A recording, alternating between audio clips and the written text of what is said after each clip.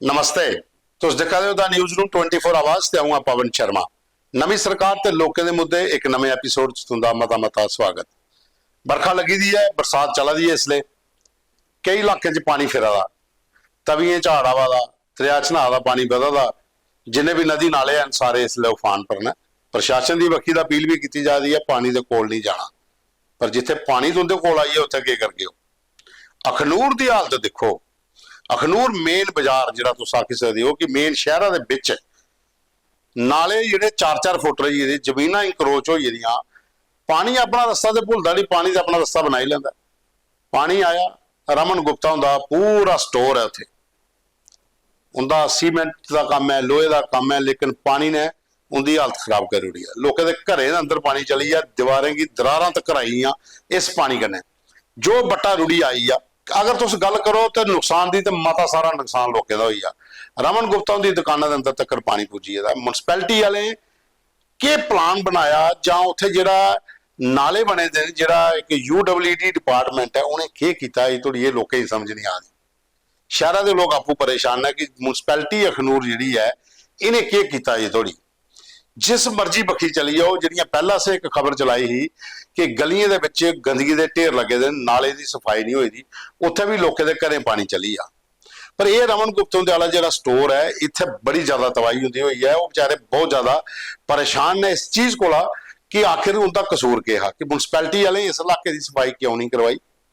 उन्होंने अपील करा then DC साहब कन्ने कि कम से कम इधर चक्कर लाओ, देखो कितना नुकसान होया, उसका मुआवजा का देन। तो दूआ मुनसिपैलिटी के जोड़े लोग ना उनके पर कार्रवाई तो करो कि आखिर इन्ना स्टाफ तुसें रखे दा, इन्ना बजट तुंदे कोल आउंदा, तुसें अखनूरा की हालत के बनाई उड़ी है।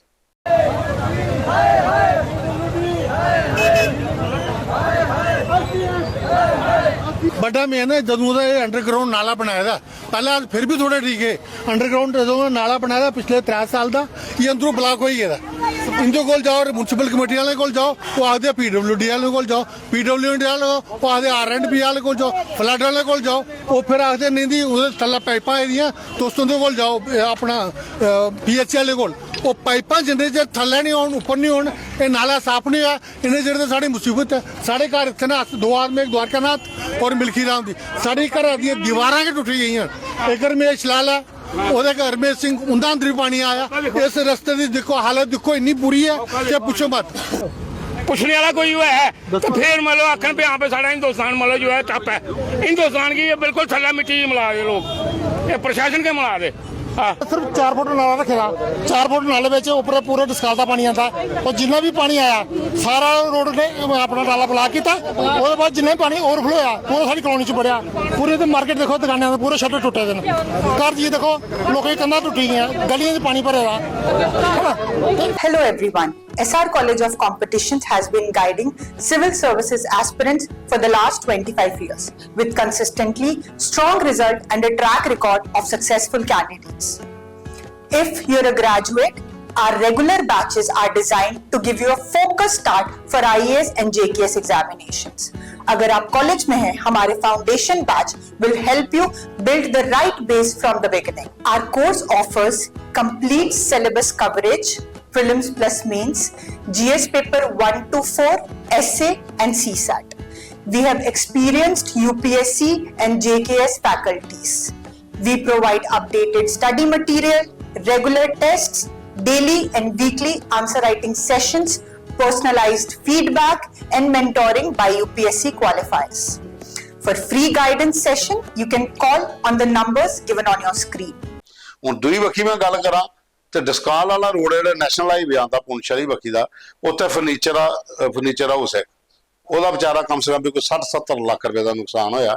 बरखा का पानी सीधा अंदर चली जा, गद्दे सोफे बैड जो भी है उनकी तो भलेंगे ज्यादा तबाही हुई।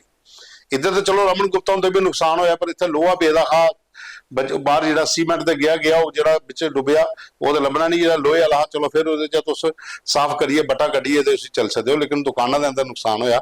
इधर तो फर्नीचर का बुरा हाल हुई आ। तो कुल मिलाइए गल है कि अखनूर शहर के मुनसिपैलिटी के जिन्ने प्लान है सारे फेल। जिस बखी मर्जी चली जाओ, गलियों के पानी इं अपने आप गए फिरा दे, जो उपरा जिन्ना भी नाले इंक्रोच होए दे, नाले दी सफाइयां नहीं हुई, 4-4 फुट नाले, तो ये जी हालत उत्थे हुई है तो लोग इसलिए करला देन कि आखिर म्यूनसिपैलिटी वाले कीते दा क्या है, इत्थे डिवेलपमेंट कह रही है अखनूर दे विच, भाई की होया 7-8 महीने की सरकार होया बने दे, तो लोग ज्यादा परेशान हूँ, ज्यादा आखा दी गल हूँ ज्यादा परेशान होया। इसदा मतलब कि पहले काम होंदे जिहड़े हूँ नहीं हो सके, तो ये फिर इसदी जवाबदेही कोहदे पर करनी है, ਇਹਦਾ भी कोई ना कोई जवाबदेही होनी चाहिए है, कोई जिम्मेवार होना चाहिए।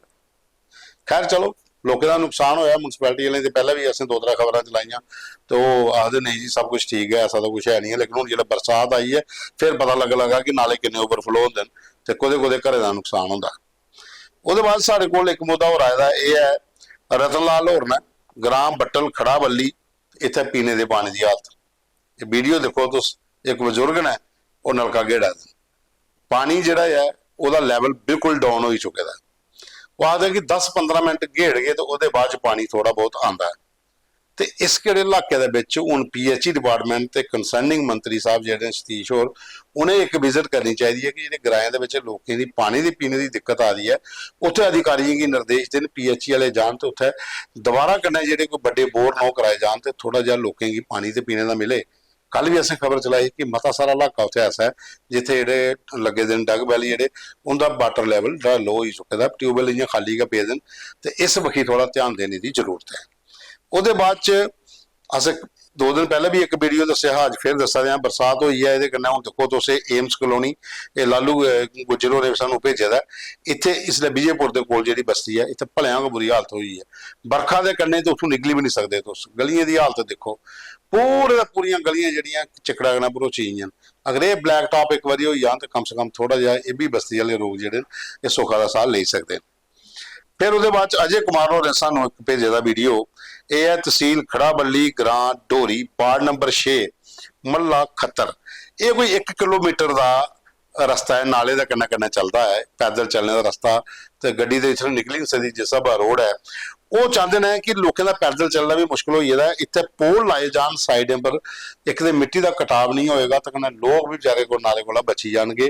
ये वीडियो तुम देखो जो चला कन्नै कन्नै, ये कोई 1 किलोमीटर का रस्ता है जिहदे लोगों की बड़ी ज़्यादा दिक्कत इत्थे आवा दी है। ये उन्हें उत्थों का वीडियो तो सानू भेजे देन। ये ज़्यादा दिक्कत यह है कि कच्चा रोड है, दूआ नंबर पोल नहीं आन लगे दे, नाले का कन्नै कन्नै तो कटाव जिला होंदा हो सकदा कोई हद ने भी खत्म हो गया रस्ता जिहड़ा, तो फिर चलने को भी लोग जागन।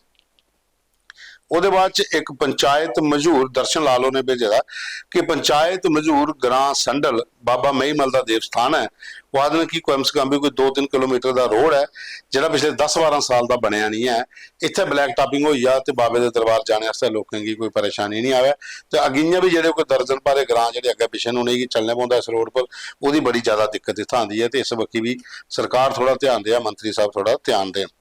ਉਹਦੇ ਬਾਅਦ ਜੈਪਾਲ ਔਰ ਇੱਕ ਭੇਜੇ ਦਾ ਸਾਨੂੰ ਪੰਚਾਇਤ ਬੜੋ ਬਲਾਕ ਸਮਾ ਖੌੜ ਵਿੱਚ ਪਾਉਂਦਾ ਹੈ ਵੀ ਇਹ ਚਪਰਿਆਲ ਤੂੰ ਹੈ ਬੜੋ ਤੂੰ ਚਪਰਿਆਲ 2 ਕਿਲੋਮੀਟਰ ਦਾ ਹੈ, ਇੱਥੇ ਵੀ ਬਲੈਕ ਟਾਪਿੰਗ ਦੀ ਜ਼ਰੂਰਤ ਹੈ, ਰਸਤਾ ਵੀ ਬੜਾ ਜ਼ਿਆਦਾ ਖਰਾਬ ਹੋਈ ਇਹਦਾ।